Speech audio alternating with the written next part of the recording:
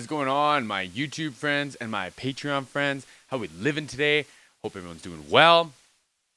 I had a eventful day yesterday, we'll say, but I'm back in full swing. Got my internet back,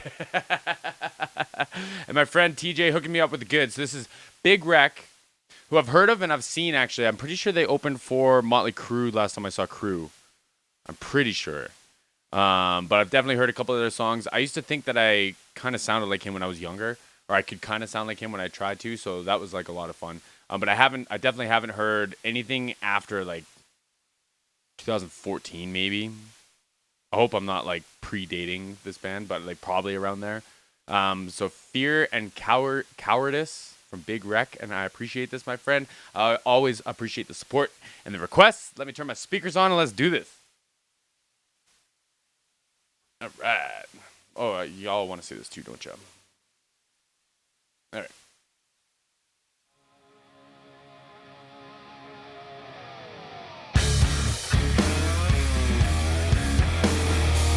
Okay, I gotta turn this up. Sorry, it's real quiet. Hold on.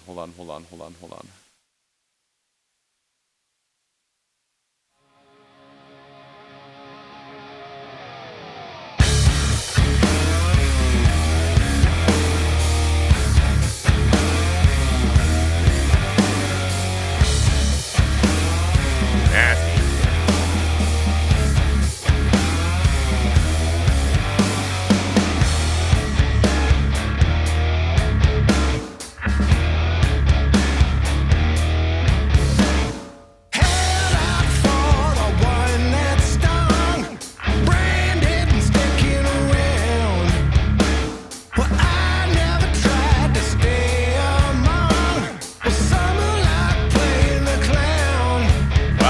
Like, I know this is a video, but he looks so casual singing that, and he probably was performing this at least half and half for the taping of this, right? Even if it's like a controlled crowd or like a hired crowd or like whatever, volunteer crowd, whatever. But like, for how casually he's just singing that, man, that sounded great. He had some like Chris Cornell going on there. Come on, man. Listen to that.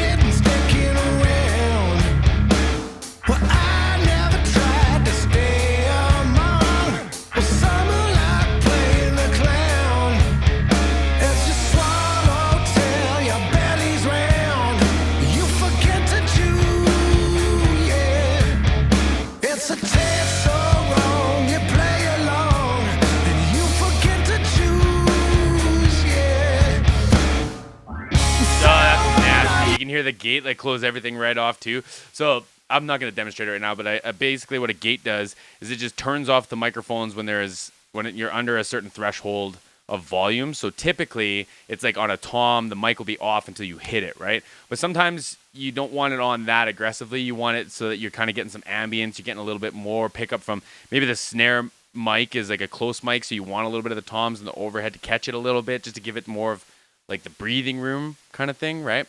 But then like when they dead stop like that and you hear like the whole track almost turn off, like I love that, man. It makes it so much more dramatic when they come into that nasty guitar riff, man. Come on now. Organ too.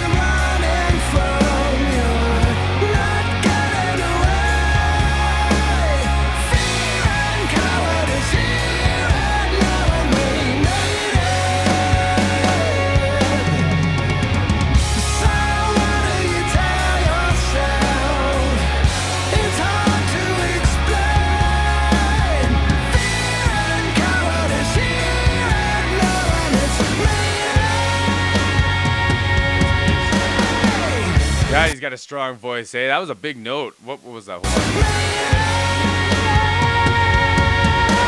Like the amount of rasp he can put on there, and again, like it's a video, but how casually he's portraying this man is wow.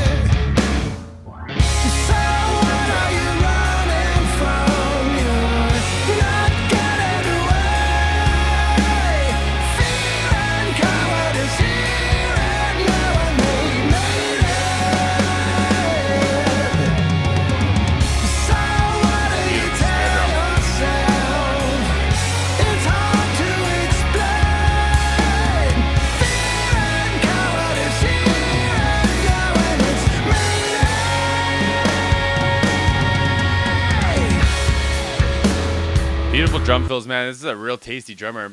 I'm not too sure who the drummer is. I mean, realistically, I don't know who anyone in the band is. But that was a great fill section, man. And I'm going to go back after this.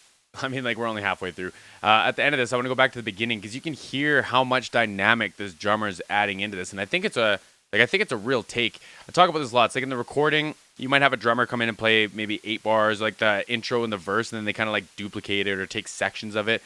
Just because drums, like sometimes it's 20 microphones just to make the drum kit sound okay, right? So then you start replacing things. Then at that point, it's like, why play the whole song? Like, we may as well focus on other elements of it, right? So, but there is like a lot of instances where drummers will still play full sections, right? And I'm not trying to discredit. Like, if you're saving time and money to allocate it towards more art or more like performance or engaging with your crowd, like, I'm for it, right? But this feels like it's like an actual drum take, and I appreciate that. I'll show some more kind of demonstrations of it after, but like all these fills and stuff would be really hard to duplicate or replace sounds on. So like it sounds really organic, which I like that. It sounds like a lot of room sound, which again, I'll point out after, but it's great. Love it. Phase 2.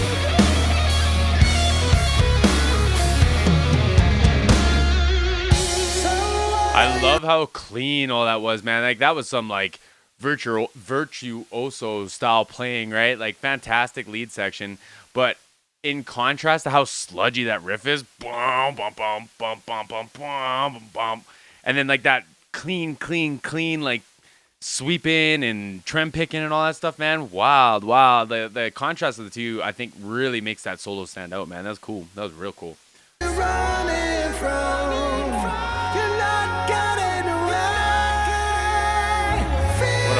Cowardice.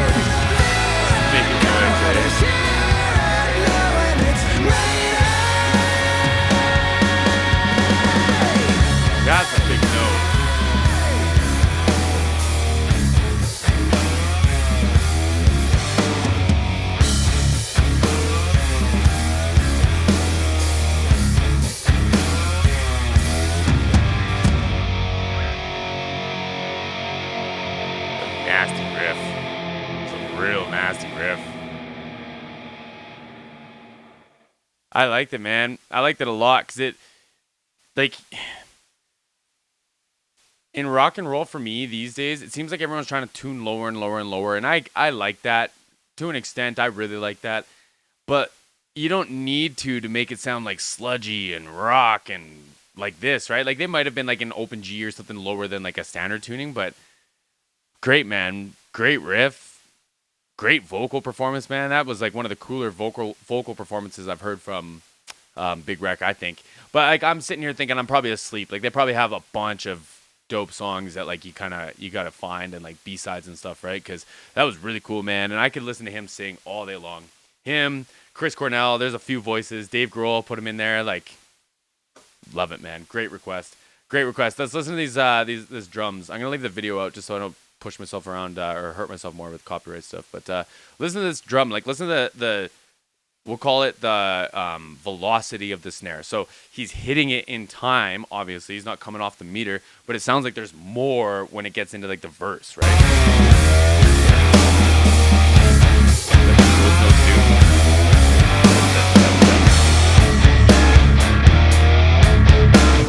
Hear that? And like the flam, like so he's hitting it with two sticks, and like you can take your time to really hit that. But it sounds like he's really laying into that snare drum, like as opposed to other sections. And so again, so from a production or a producing standpoint, usually like decibels or velocity, whatever, you have like your intro, your verse, your chorus, your bridge, your chorus, your outro, right? But it feels like for this, it's like the verse is louder than the intro in sections, right? The snare drum being one of them. And I like that. I like that, man, as a dirty sound of snare drum in the best way possible. And yeah, man, I dug it. Great request. My friends, if you like this, I'd appreciate the thumbs up and a comment down below. It's the best way to help my channel. I've got a Patreon link if you want to check me out and send me your requests as well. And we'll see everyone soon.